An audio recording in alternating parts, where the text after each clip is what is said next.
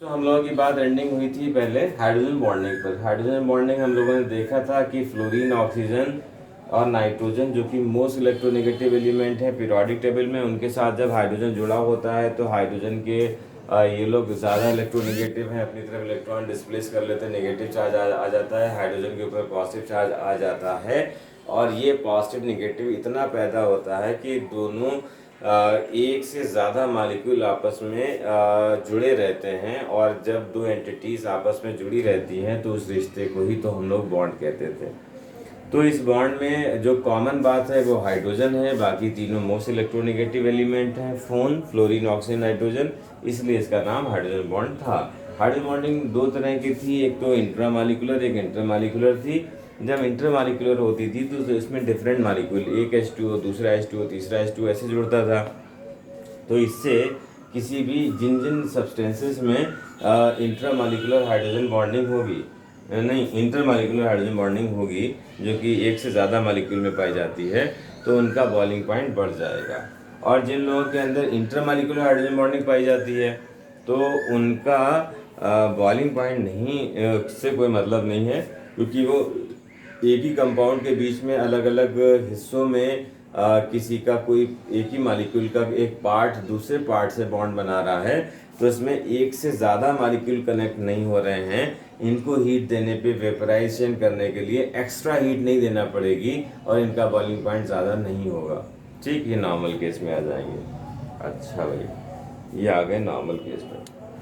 ये बात हम लोगों ने देखी थी। अब हम लौट के फिर अपने वही जगह पर आए कि पॉजिटिव डेविएशन, कि ऐसे सोल्यूशन की बात कर रहे थे हम, positive deviation from Raoult's law.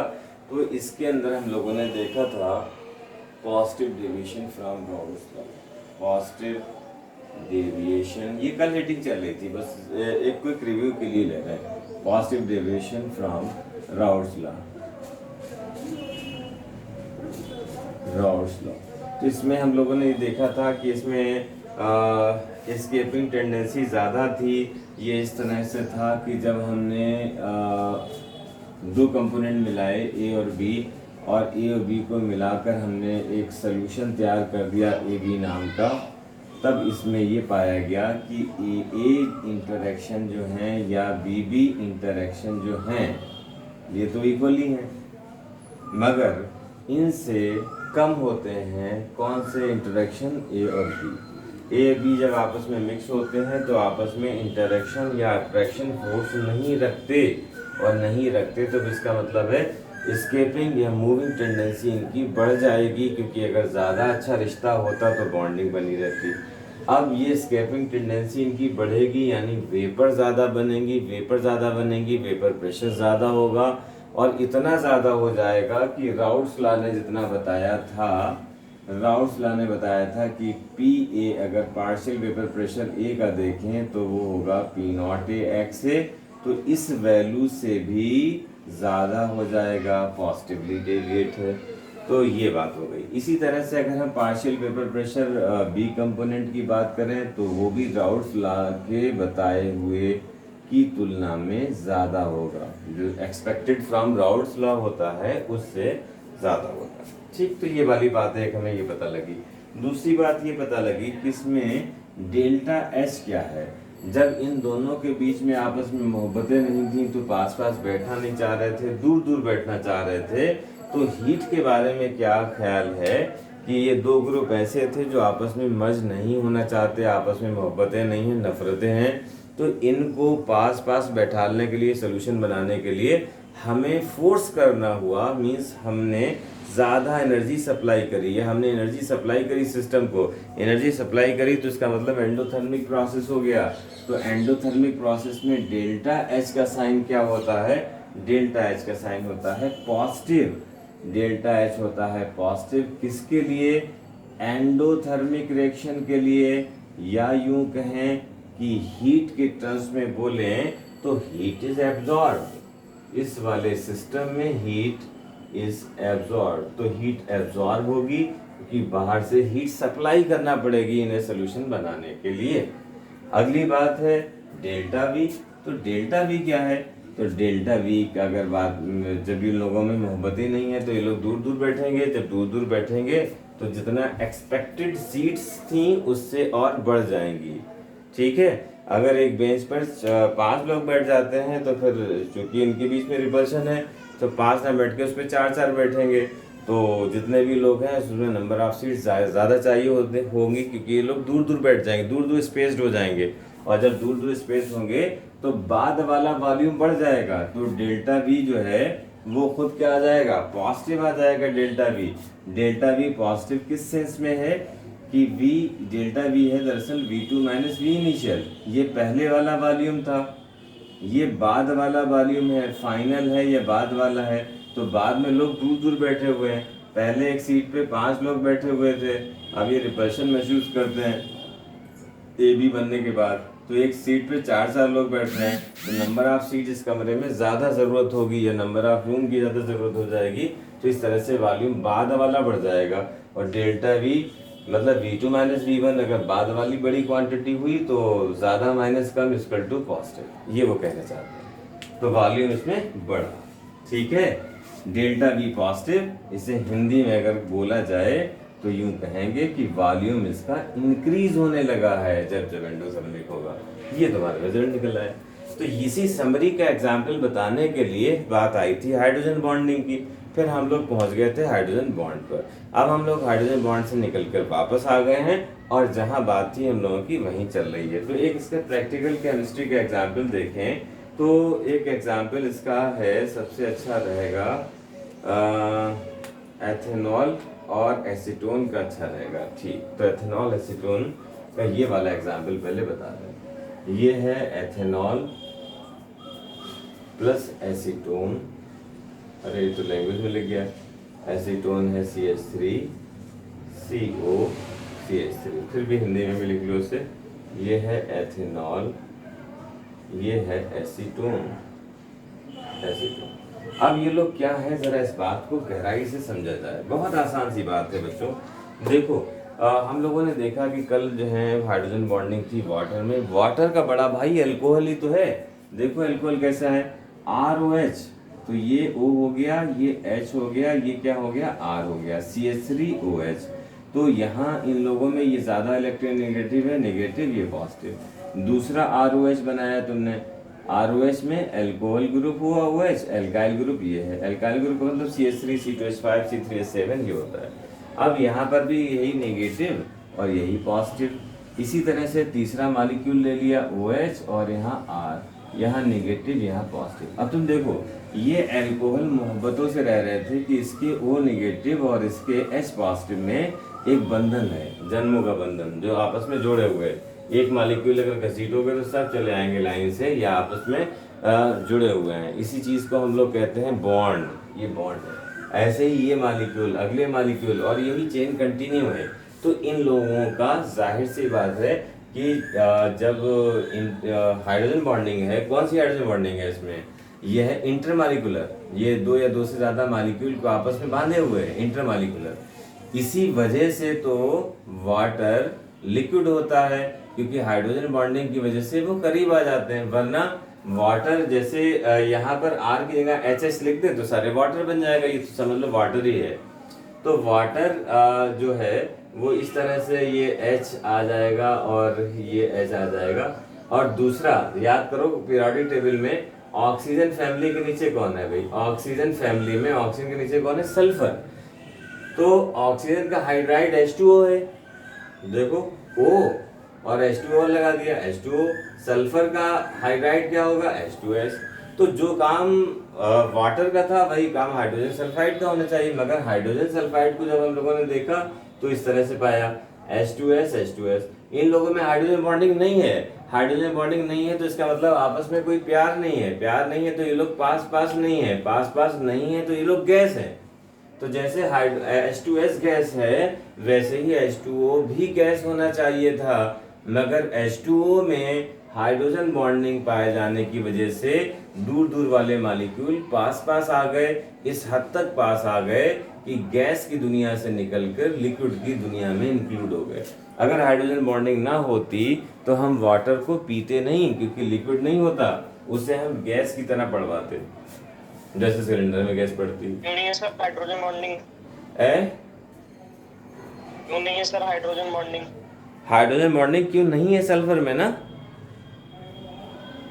Yes sir. हाँ देखो, क्योंकि कल हम लोगों ने देखा था हाइड्रोजन बॉन्डिंग के लिए सिर्फ 3 ही लोग दुनिया में चुन पाए हैं जो कि ज्यादा इलेक्ट्रोनेगेटिव थे, जो कि शेयर्ड इलेक्ट्रॉन को इतना ज्यादा अपनी तरफ डिस्प्लेस कर पाए कि पार्शियल नेगेटिव और पॉजिटिव चार्ज इतना पैदा हो गया कि एक मॉलिक्यूल को पकड़ने पर दूसरा मॉलिक्यूल फिर खिंचा चला आता है। ये 3 ही लोग कर पाए। वो 3 लोग हैं F, O और N, फ्लोरीन, ऑक्सीजन, नाइट्रोजन के कंपाउंड। इसके बाद सारे लोगों की तो गिनती ही नहीं सिर्फ ये 3 दुनिया में, इन 3 लोगों के साथ जब जब हाइड्रोजन जुड़ा हुआ होगा तब तब हाइड्रोजन बॉन्डिंग का सीन बनेगा, बाकी किसी के साथ नहीं बनेगा। सल्फर की तो कोई औकात नहीं है, क्लोरीन टाइप के लोग भी साथ में नहीं थे। क्लोरीन भी बेचारा HF तो बना पाया हाइड्रोजन बॉन्डिंग, HCl नहीं बना पाया, HBr नहीं बना पाया, HI नहीं बना पाया, क्योंकि इसकी इलेक्ट्रोनेगेटिविटी इतनी नहीं है। तो सिर्फ 3 लोग, बाकी और कोई भी नहीं हाइड्रोजन बॉन्डिंग के लिए। ऑक्सफोन, फोन से याद रखो, फ्लोरीन, ऑक्सीजन, नाइट्रोजन, सबसे ज्यादा दुनिया में या यूनिवर्स में सबसे ज्यादा इलेक्ट्रोनेगेटिव, उससे कम, बाकी सब तो अलग हैं, ये 3 का ताज ही अलग है। ठीक है, तो इसलिए H2S की इलेक्ट्रोनेगेटिविटी चूंकि बहुत कम है इनसे, इसलिए ऐसा नहीं हो पाया। जब अट्रैक्शन ही फोर्स नहीं है, देखो यही सल्फर है, यहाँ पे देखो H2S लिखे दे रहे हैं, तो H2S में देखो यहाँ H आ जाएगा, ये सल्फर आ जाएगा, यहाँ सल्फर आ जाएगा, ये H आ जाएगा। अब अगर तुम देखो यहाँ, तो सल्फर के पास बहुत कम थोड़ा सा चार्ज रहेगा, हल्का सा नेगेटिव या हल्का सा पॉजिटिव, इतना कम होगा कि इन दोनों को बंधे रहने के लिए, साथ साथ रहने के लिए सफिशिएंट नहीं हो पाएगा, तो हाइड्रोजन बॉन्डिंग नहीं कर पाएगा। तो ये फिलहाल अपने बात पे लौट के आए कि जो हमारा अल्कोहल था, तो अल्कोहल में हाइड्रोजन बॉन्डिंग थी, अपने पास पास थे। अब यहाँ पर हम लोगों ने एग्जाम्पल कौन सा लिखा है, अल्कोहल प्लस एसीटोन। अब अल्कोहल में जैसे ही हमने एसीटोन डाला, तो एसीटोन के अंदर फिर क्या हुआ बच्चों,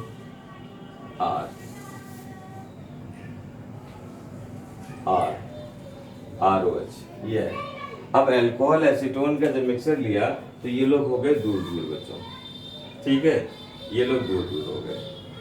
तो जब दूर दूर हो गए तो फिर इनका वॉल्यूम बढ़ गया। अब तुम देखो, ये लोग इतने ज्यादा प्यार में रहते थे, पास पास रहते थे, अब अल्कोहल के साथ क्या आ गया, एसीटोन। देखो ये है OH, यहाँ पर आ गया acetone, CH3, C double bond O CH3, ठीक है, प्लस फिर से अल्कोहल का मॉलिक्यूल बना दिया, या एसीटोन, कुछ भी बनाओ, रैंडम या ऑर्डर या डिसऑर्डर, क्योंकि यहाँ आपस में कोई रिश्ता ऐसा है ही नहीं कि ये इससे बॉन्ड बनाए। तो जितना पास पास थे, मान लो कि ये सारे लोग 1-1 फीट दूरी रहते हैं, तो जब इन लोगों के बीच में बॉन्डिंग थी तो 1 फीट थोड़ी दूरी रहते थे, तो ये बिल्कुल 0 फीट रहते थे मिले हुए। जैसे हम लोग ही 2 लोग बैठे होते तो ज्यादा अगर आपस में प्यार होता है तो उन्होंने गले में हाथ डाल लिया, तो 0 फीट की दूरी पे आ गए, वरना हम लोग थोड़ी थोड़ी डिस्टेंस मेंटेन करते हैं। तो यहाँ पर आपस में अट्रैक्शन था, हाइड्रोजन बॉन्ड थी, तो ये लोग क्लोजली पैक थे। आज हमने एथेनॉल में एसीटोन का मिक्सचर मिला दिया है, ये सोल्यूशन बना दिया है, एक सॉल्यूट एक सॉल्वेंट है, तब ये अल्कोहल लोग आपस में नहीं जुड़ पाए, और इससे तो जुड़ ही नहीं पाए। ना एसीटोन आपस में हाइड्रोजन बॉन्ड बना पाता है, और जब इसके 2 अल्कोहलों के बीच में एक मॉलिक्यूल लिया जाएगा, फिर एसीटोन फिर अल्कोहल, तो फिर ये जाहिर सी बात है ये लोग भी आपस में बॉन्डिंग नहीं कर पाएंगे, क्योंकि बीच में कुछ और लोग आ गए, तो इसका मतलब वॉल्यूम जो था, अगर ये 1 लीटर था और इसमें अगला 1 लीटर मिलाया, तो ये 1 लीटर की जगह फैलकर 1.5 लीटर जगह पर आ गया। तो इस तरह से हमारा वॉल्यूम 112 ना होकर 2.5 लीटर हो गया। इस बात को हम लोग कहते थे पॉजिटिवली डेविएशन। ठीक है बच्चों, समझ पाए बच्चों? तो ये बात हो गई इसमें। कार्बन डाइसल्फाइड और acetone solution also shows positive deviation. तो एक एग्जांपल यहाँ पे ले लेते हैं, कार्बन डाइसल्फाइड और एसीटोन। तो यहाँ CH2, दूसरा एग्जांपल भी नोट कर लो, CH2 और एसीटोन। CH2 कार्बन डाइसल्फाइड और एसीटोन, एसीटोन यही है CH3COCH3, बस ये दोनों एग्जांपल हो गए। तो इसके साथ भी वही कहानी है जो एक बार हुआ, तो वीकर इंटरेक्शन, अब जरा यहाँ पर और ले लें, एक और एग्जाम्पल लिख लो। तुम लोग इतना कह रहे हो तो कार्बन टेट्राक्लोराइड और मेथेनॉल, कार्बन टेट्राक्लोराइड और मेथेनॉल, CCl4 और मेथेनॉल CH3OH, एक ये ले लो। एक चलो तुम लोग इतना कह रहे हो तो एक और ले लो, साइक्लोहेक्सेन और एथेनॉल, यही एथेनॉल है। साइक्लोहेक्सेन पूरा लिखें या साइक्लोहेक्सेन यूं बनाया जाए, ठीक, बेंजीन रिंग नहीं है, अंदर रिंग नहीं बनाना, साइक्लोहेक्सेन प्लस एथेनॉल, एथेनॉल का मतलब C2H5OH। ये बहुत सारे एग्जाम्पल हो गए। सपोज कर लो ये एथेनॉल है, एथेनॉल के लिए हमें R की जगह क्या लिखना पड़ेगा, C2H5। ये एथेनॉल अपनी जिंदगी में जी रहे थे, करीब करीब थे, पास पास थे, मोहब्बतें थी, साथ साथ रहना चाहते थे। बीच में एक विलेन, जैसे यहाँ एसीटोन आया, यहाँ साइक्लोहेक्सेन आ गया। जब ये साइक्लोहेक्सेन बीच में आ गया तो जाहिर सी बात है इन लोगों को दूर हटना पड़ेगा, क्योंकि आपस में ये हाइड्रोजन बॉन्ड नहीं बना पाएंगे और इस तरह से पॉजिटिव डिविजन हो जाएगा। अच्छा भाई, ये सारी बातें पॉजिटिव डिविजन की हो गई हैं। अब इसका ग्राफिकल पहलू और कर लिया जाए या दोनों ग्राफ साथ में कर लें? दोनों ग्राफ साथ में छोड़ो, अभी बात ताज़ा ताज़ा है तो पहले पॉजिटिवली भी निपटा देते हैं। देखो बच्चों, पॉजिटिव डेविएशन के अंदर जो सोल्यूशन होता है ना, आइडियल सोल्यूशन का ग्राफ हम लोगों ने देखा था कि आइडियल लोग कौन होते हैं बच्चों? आइडियल लोग वो होते हैं जो राउट्स लॉ फॉलो करते हैं। फिर दूसरी बात, डेल्टा V 0 होता है उनका, डेल्टा H भी 0 होता है। बस 3 बातें काफ़ी हैं आइडियल होने के लिए। सही बात है, आइडियल होने के लिए बहुत बड़ी चीज़ नहीं चाहिए, ज़रा सी वैल्यूज़ को फॉलो कर लें तो हम लोग खुद आइडियल बन जाएं।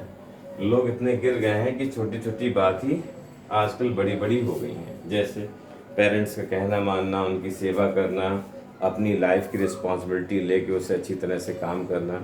ये सारी बातें हैं बच्चों जो पहले कभी बहुत बड़ी मानी जाती थी, आजकल लोग इसे फॉलो नहीं कर रहे हैं। तो जो आदमी फॉलो कर लेगा वो आगे निकल जाएगा। तो आइडियल सोल्यूशन की वो सारी शर्तें थी। आइडियल सोल्यूशन का हम तुम्हें ग्राफ नहीं बता पाए थे शायद, ये डबल ग्राफ को कैसे लाते हैं, इसी से हम 2 पॉजिटिव नेगेटिव डेविएशन में ले जाएंगे। तो डबल ग्राफ को ऐसे लाएंगे कि हम लोगों ने देखा था कि मोल फ्रैक्शन और पार्शियल वेपर प्रेशर के बीच में स्ट्रेट लाइन होता था। अब यहाँ पे 2 लोग हैं, तो 2 लोग हैं मतलब एक A है एक B है, तो A और B को हम दोनों एक ही एक्सिस पे ना बनाकर अलग अलग एक्सिस पे बनाते हैं कि PA इधर दिखा दिया तो PB इस तरफ दिखा दिया। तो इसका मतलब क्या हुआ, ये तो यहाँ से ऐसे बढ़ रहा है, ये यहाँ ऐसे बढ़ रहा है। इसका मतलब क्या हुआ बच्चों, समझो जरा, इन दोनों ग्राफ को मिक्स करके एक में दे देना, यही एक आइडियल सोल्यूशन का कंबाइंड ग्राफ है। इसको समझते हैं ढंग से। इसमें ये हुआ कि यहाँ पे पहले इस वाले ग्राफ को स्टडी की जाए। यहाँ से इधर बढ़ रहा है कौन सा, ये है partial vapour pressure of component B बढ़ रहा है। तो अगर बी बढ़ रहा है तो इसका मतलब है ये इस तरह से हो गया, और इस तरह से जब हुआ तो इसको उन्होंने कौन से एक्सिस पे लिया, बी एक्सिस पर। इसका मतलब यहाँ पर मोल फ्रैक्शन बी का क्या रहा है, 0। तो ए का क्या है मोल फ्रैक्शन बच्चों, ए का है 1। और इधर क्या हुआ, बी का मोल फ्रैक्शन 0 से कुछ बढ़ा 0.25, और बढ़ते बढ़ते यहाँ पर चलो 2-3 एग्जाम्पल ले लेते हैं। यहाँ 0.25 हो गया, यहाँ 0.5 हो गया, यहाँ 0.75 हो गया, और यहाँ XB=1 हो गया। और XA की वैल्यू घट रही है, यहाँ 0.75 हो गया घटकर, यहाँ 0.5, यहाँ पे 0.25, और यहाँ पर XB की वैल्यू 0 हो रही है। तो मोल फ्रैक्शन के डायरेक्टली प्रोपोर्शनल तो पार्शियल प्रेशर होता ही है। यहाँ पर अगर V का मोल फ्रैक्शन बढ़ रहा है, इट मीन्स इसका वेपर प्रेशर बढ़ रहा है। और यहाँ से इस वाले ग्राफ को देखो, तो अगर हम इधर से इधर जा रहे हैं तो इसका मतलब मोल फ्रैक्शन डिक्रीज हो रहा है। मोल फ्रैक्शन डिक्रीज होने से इसका पार्शियल वेपर प्रेशर भी तो कम होते होते 0 हो रहा है। या इधर से इधर चलो तो तुम देखो मोल फ्रैक्शन बी का ए का बढ़ रहा है, तो इसलिए पार्शियल वेपर प्रेशर ए का बढ़ रहा है। इस पर्टिकुलर पॉइंट पे पहुंच के अगर तुम देखो तो मोल फ्रैक्शन ए का हो गया है 1। तो अगर फार्मूला भी लगा दो कि PA=P0A XA की वैल्यू 1 रखोगे तो ये खुद P0A × 1 मीन्स ये वाला पॉइंट P0A है। ऐसे यानी वेपर प्रेशर बढ़ते बढ़ते बढ़ते यहाँ पर वो हो जाता है मोल फ्रैक्शन 1 होने पर जो प्योर स्टेट में है। इसी तरह से इधर से मोल फ्रैक्शन 0 से बढ़ाते बढ़ाते यहाँ पर लाए तो पार्शियल वेपर प्रेशर बढ़ते बढ़ते इस पर्टिकुलर पॉइंट पर ये Pb की वैल्यू हो गई P0B, क्योंकि XB की वैल्यू यहाँ पर क्या है 1 है। तो ये रेशियो का ग्राफ हो गया। ठीक है, अब इसमें अगर दोनों ग्राफ को अगर मिला दो यहाँ दोनों पॉइंट्स को, तो दोनों पॉइंट्स को मिला देने पर ये लाइन आ जाती है। ये पूरी ही लाइन इंफॉर्मेशन दे रही है। क्या दे रही है ये लाइन? ये किसका ग्राफ है? ए का। तो ये दे रही है PA = P0A X है, ये दे रही है। और ये वाली लाइन क्या इंफॉर्मेशन दे रही है? PB = P0B XB, ये दे रही है इंफॉर्मेशन, ये दे रही। और ये लाइन ऊपर वाली क्या इंफॉर्मेशन दे रही है? ये लाइन इंफॉर्मेशन दे रही है कि total vapour pressure of solution is equal to PA + PB। और ये PA की जगह रखोगे P0AX, PB की जगह पर रखोगे P0B XB। बस कहानी खत्म हो गई है। ये सारे नवेकल बन सकते हैं इसमें।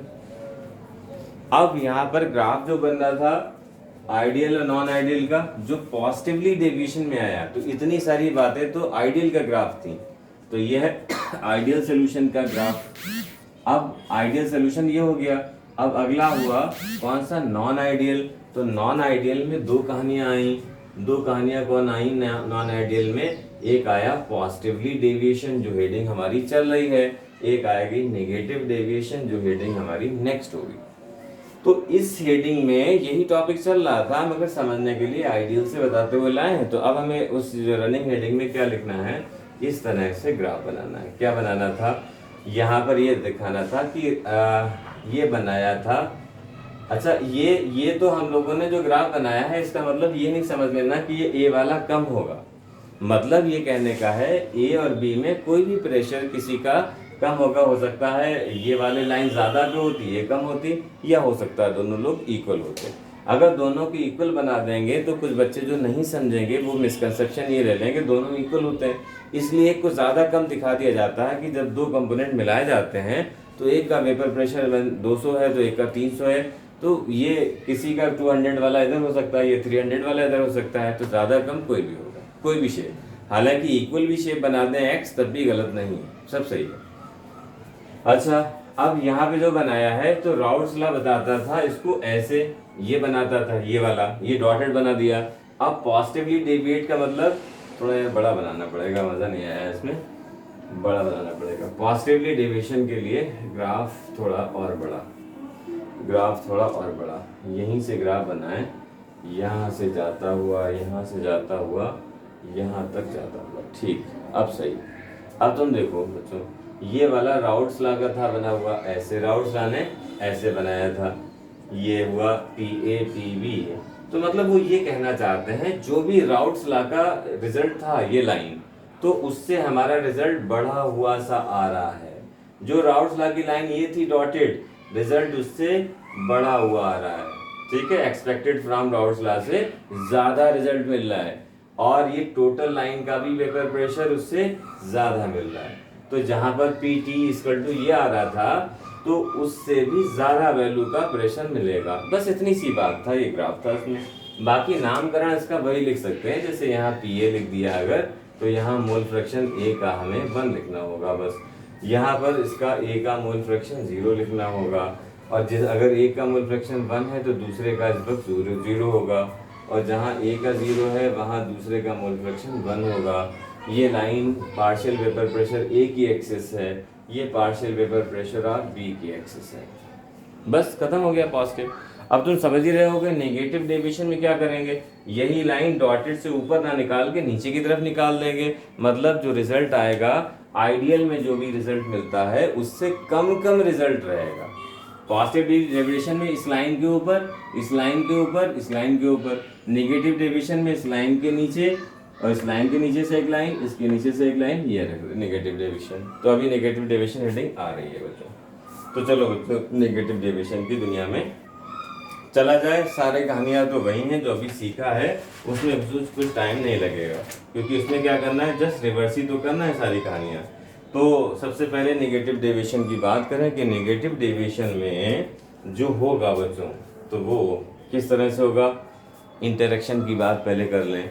ऐसे सोल्यूशन जिसमें ए और बी से इंटरेक्शन ए के बहुत ज़्यादा थे, ए के इंटरेक्शन बहुत ज़्यादा हैं, इसमें वही दोनों बैच जब मिलाए गए तो उन्हें बचपन के अपने फ्रेंड मिल गए। ओहो, जो 6 7, अरे यार ये क्या हो गया।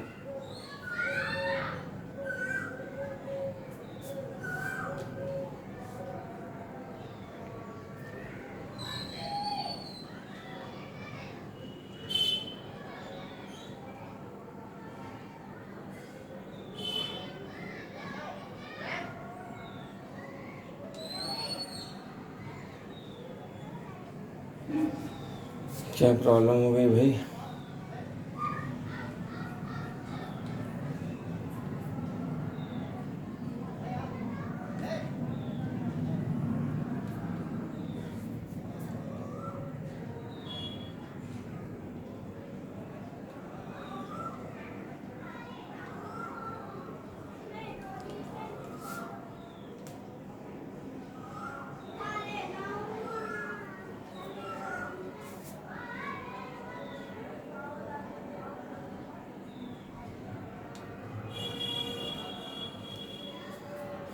पता नहीं क्यों डिस्कनेक्ट हो गया अचानक, समझ में नहीं आ रहा है, कनेक्टिविटी भी नहीं आ रही।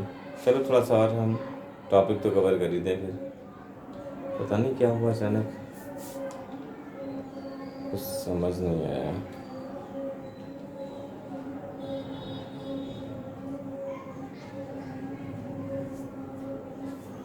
तो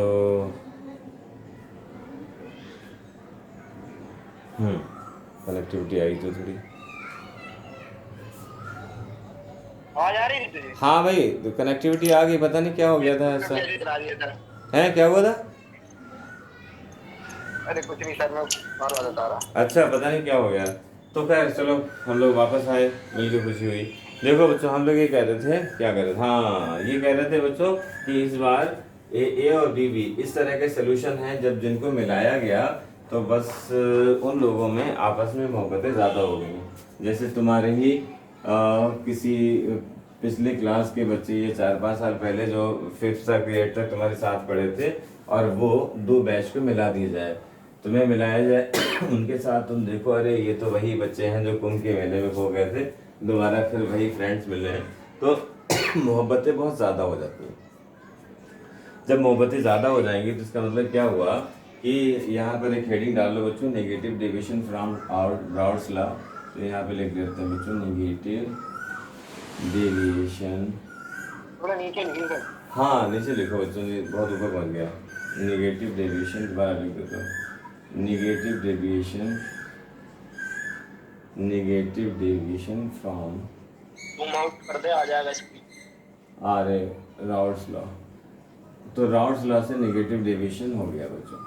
तो नेगेटिव डेविएशन में पहली बात तो वही है जो तुम्हें बचपन से पता है कि जब हमने ए और बी को मिलाया, ए वाले लोगों को बी वाले लोगों को मिलाकर एक सोल्यूशन ए प्लस बी तैयार कर दिया, तो ये देखा गया कि जितना इंटरेक्शन ए में था, आपस में मोहब्बतें, इंटरेक्शन या अट्रैक्शन फोर्सेस, और जितना इंटरेक्शन या अट्रैक्शन बी में था, उससे ज़्यादा पाया गया ए बी में। ओहो, लोग एक दूसरे में खो गए। ये वैल्यू ज़्यादा है ए बी की, ये लोग तो लगभग बराबर हैं, मगर इनसे ज़्यादा इंटरेक्शन ए बी स्ट्रॉन्ग है। अगर ऐसा हो गया तो ये लोग क्या होंगे, पास आ जाएंगे, करीब आ जाएंगे। 1 फीट दूर बैठे थे, हम लोगों को ज़्यादा मोहब्बतें हैं, हम 0 फीट पे आ जाते हैं, करीब बैठा लेते हैं। जब पास आ जाएंगे तब यहाँ पर क्या होगा कि जितना एक्सपेक्टेड वॉल्यूम होना चाहिए उससे कम हो जाएगा। ठीक है, तो 10 लोग इधर के 10 लोग इधर मिलाए गए, तो जहाँ 20 फीट की लाइनें हुआ करती थी उनमें जब वो क्लोजली स्पेस्ड हो गए तो थोड़ी जगह बच गई वो जगह। यही काम यहाँ पर होगा। तो इनके इंटरेक्शन की पहली बात निकली, तो इसको अगर लिखा जाए तो इस तरह से लिखा जाएगा कि such type of solution in such type of solution interaction of AB is much greater than interaction of AA and interaction of BB। ठीक, पहली लाइन हो गई। दूसरी बात बच्चों यहाँ पर क्या हुआ कि अगर हम राउट्स लॉ से बात करें, राउट्स लॉ से अगर बात करी जाए तो राउट्स लॉ ने कहा था कि पीए की वैल्यू, एक बार फिर से बता देना ऊपर वाला। हाँ इसमें देखो ऐसा था कि इस बार हम दो कंपोनेंट इस बार फिर मिला रहे हैं। दो कंपोनेंट का मतलब है एक तुम्हारा बेस है, एक दूसरा बेस है, ठीक है, एक ए है एक बी है। तो तुम लोग अपने बैच में जितनी बातें करते हो, लोगों से मोहब्बतें रखते हो, वो ए है, ए है इंटरेक्शन। बी बैच का बी बी है इंटरेक्शन, वो लोग आपस में इंटरेक्शन करते हैं, अपनी तरह से हंसी मजाक करते हैं, या जितनी मोहब्बतें हैं वो उनकी है। अब हम लोगों ने मिला के ए बी सोल्यूशन तैयार कर दिया। तो ए बी इंटरेक्शन जो है वो बहुत ज़्यादा स्ट्रॉन्गर निकले उन दोनों से। जब तुम्हें मिलाया गया तुम्हारे फेवरेट उन लोगों से जो तुम्हारे 5th या 8th क्लास में साथ में छूट चुके हैं, अभी दोबारा कोइंसिडेंटली मिल गए बैच में, तो जाहिर सी बात है तुम इनसे बातों में ऐसे डूब जाओगे कि अगर एक की सीट है तो उस पर भी दो लोग बैठे हुए। और ये होता है बच्चों, जहाँ हम लोगों की मर्जी होती है वहाँ तो हम लोग एडजस्ट किसी हालत में कर लेते हैं, वरना हम लोग चीखते चिल्लाते रहते हैं। जैसे ट्रेन में देखो 5 लोगों की या 7 सीटर पर 70 लोग बैठ जाते हैं, और जब नहीं बैठना चाहते हैं, जैसे रिजर्वेशन है, तो इंसान इस तरह से बैठ रहा होता है, किसी दूसरे को एक्स्ट्रा नहीं बैठाता है। तो जब आपस में इंटरेक्शन बढ़ा तो वो लोग करीब आ गए, जब करीब आ गए तो उसका वॉल्यूम जितना होना चाहिए था उससे कम हो गया, वॉल्यूम कम हो गया। तो इंटरेक्शन चूंकि ए बी में ज़्यादा है, इसलिए molecule A be closely spaced हो जाएंगे। जब ये क्लोजली स्पेस्ड होंगे तो वॉल्यूम में कमी आएगी। और यहाँ पर राउट्स लॉ बताता था PA = P0 XA होना चाहिए, मगर इधर मोहब्बतें इतनी ज़्यादा हो गई कि राउट्स लॉ की बात बताई हुई पार्शियल प्रेशर कम पड़ जाता है। क्यों कम पड़ गया? क्योंकि मॉलिक्यूल में इतनी ज़्यादा मोहब्बतें हैं कि एक दूसरे पे डूबे हुए बातें करने में, और यहाँ से कोई वाटर वेपर में कन्वर्ट हो ही नहीं रहा है। जब वेपर ही नहीं बन रही है तो वेपर प्रेशर ही कम हो जाएगा, और वेपर प्रेशर जितना राउट्स लॉ ने बताया था उसकी तुलना में कहीं कम हो जाएगा। राउट्स लॉ ने तो ये बताया था कि P0 को XA से इंटू करो तो PA के बराबर आ जाएगा, मगर यहाँ P0 XA इंटू करने के बाद भी PA की वैल्यू कम आ रही है। ये हुआ। अच्छा, पहला फैक्टर लॉजिकली समझ में आता है पूरी बात। तो अब ये देखो कि जहाँ इंटरेक्शन बहुत ज़्यादा है तब क्या हुआ, इंटरेक्शन ज़्यादा था तो इसके लिए एक एग्जाम्पल बताएं, तुम वहाँ से याद रखोगे बच्चों। एग्जाम्पल ये था कि हम लोग जब तुम लोगों की एज में थे, शायद ये बात 12th की, हाँ BSc पार्ट 1 की है हमारे, तो BSc पार्ट 1 में जब हम 12th वाले बैच में फिर लौट के आए थे, मतलब बैच में नहीं, वो रिलेटिव ही थे हमारे जो पढ़ाते थे फिजिक्स के टीचर, तो उनके यहाँ शादी थी। तो वहाँ शादी थी बच्चों, वो एक शहर से दूसरे शहर तक शादी जाना थी। तो यहाँ पे 2 लोग हैं, 2 लोग का मतलब है एक ग्रुप तो ए है एक बी है। तो हमने देखा कि हम वहाँ पे किसी काम से गुजर रहे थे घर से, तो हमारे फादर और वो फिजिक्स वाले टीचर जो थे वो थे, और भी उसी उन्हीं के एज के सेम एजर लोग वहाँ पे मौजूद थे। तो वो आपस में बातें कर रहे थे, यार कि शादी तो जा रही है मगर एक बस कम पड़ रही है। तो हमारे फिजिक्स के टीचर थे, वो उनका क्या कहना, उन्हीं के घर में शादी थी उनके छोटे भाई की। तो वो कहने लगे कि कौन रह गया है, लेडीज़ की तो बस अलग हो गई, जेंट्स की एक अलग हो गई। उन्होंने कहा बॉयज़ की ये बस ज़रूरत पड़ रही है, ये बॉयज़ बच रहे हैं, वरना तो ये लोग फिर क्या करेंगे, परेशान होंगे, कहेंगे। तो वो क्या बोले बॉयज़ के लिए क्या है यार, जितने भी जो लड़के खड़े हैं इन लोगों से कह दो कि लेडीज़ बस में बैठ जाए। तो बोले वहाँ पे किसी को सीट नहीं चाहिए होगी। और यही हुआ, जैसे ही उन्होंने कुछ देर में खबर भिजवाई किसी के हाथ से कि लड़के लोग बस थोड़ी कम पड़ रही है, दूसरी अभी नहीं आएंगी गाड़ियाँ, ये बसें, तुम लोग जो है लेडीज़ बस में चढ़ जाओ। उधर कहना हुआ, उधर देखो लड़के गायब, और वहाँ गैलरी में खड़े हुए बस में, बस की गैलरी में खड़े हुए। और क्योंकि ए बी इंटरेक्शन उनका बढ़ गया, इन लोगों को अच्छा लग रहा था, और फिर वहाँ पे इंटरेक्शन करते हुए बातें करते हुए सारी लेडीज बैठी हुई थी और सारे बॉयज़ खड़े हुए थे, पूरी गैलरी में क्लोजली पैक्ड थे, किसी को किसी से शिकायत नहीं थी। वरना इसके अलावा अगर कोई सीन बनाया जाता, लेडीज़ को खड़ा कर दिया जाता या जेंट्स को कर दिया जाता तो दिक्कत होती। सिर्फ लड़के लोगों के लिए उन्होंने कह दिया कि तुम लेडीज बस में चले जाओ, तो उसमें कोई परेशानी वाली बात नहीं थी। बस ये था कि इंटरेक्शन उन लोगों का, कुछ लोगों की टेंडेंसी ये थी कि उनको कोई शिकायत नहीं होती। तो यहाँ पे क्या हुआ, जहाँ एक बस लेडीज की थी, एक बस जेंट्स की थी, एक बस होना चाहिए थी बॉयज के लिए। अब यहाँ पर ये क्लोजली स्पेस्ड जब हो गए तो वहां पर वॉल्यूम में कमी आ गई। अच्छा, वॉल्यूम में कमी आई, ये तो बात समझ में है, मगर पार्शियल प्रेशर राउट्स लॉ से कम हो जाएगा, ये भी बात है। राउट्स लॉ क्या बताते हैं, जैसे मान लो एक बस एक जगह पर रुकी, अब एक जगह पे रुकी तो बहुत ऑब्वियस है, जो लोग फ्रस्ट्रेटेड होते हैं या थोड़ा कूल होना चाहते हैं वो लोग बाहर निकलते हैं। तो जैसे ही यहाँ से मॉलिक्यूल वेपराइज होते हैं एनर्जी पाके, वैसे ही बस रुककर हम लोग बस स्टैंड पर इधर उधर उतर के मूव करते हैं। मगर जहाँ पर इंटरेक्शन बहुत ज़्यादा है, इस तरह का कोई नंबर 2 वाला सीन है, तो वहाँ पे इंटरेक्शन इतना ज़्यादा है कि लोग उतरने के लिए तैयार नहीं है। वो सोच रहे हैं कि अगर हम यहाँ से उतर गए तो हमारी जगह पर, जिस जगह पे हम अच्छी जगह पे खड़े हुए हैं, वहाँ पे कोई दूसरा आदमी आ जाएगा और हमें कोई और बेकार जगह मिलेगी। इसलिए एस्केपिंग टेंडेंसी कम हो जाती है, क्योंकि इंटरमॉलिक्यूलर फोर्स ऑफ अट्रैक्शन बढ़ जाते हैं। चूंकि वेपर कम बनती है तो वेपर प्रेशर भी कम हो जाता है, राउट्स लॉ यहाँ पे फ्लॉप हो जाता है, उसके हिसाब से रिजल्ट उससे कम वैल्यू का आ रहा होता है। कम वैल्यू का आने को नेगेटिव डेविएशन कहते हैं। ये एक वो एग्जाम्पल हो गया जहां से तुम पूरी कहानी ये याद रख सकते हो, अपने आप ही इसको बना बना के लिख भी सकते हो। तो पार्शियल प्रेशर इन लोगों से कम हो गया। अब जरा बात आई डेल्टा एच।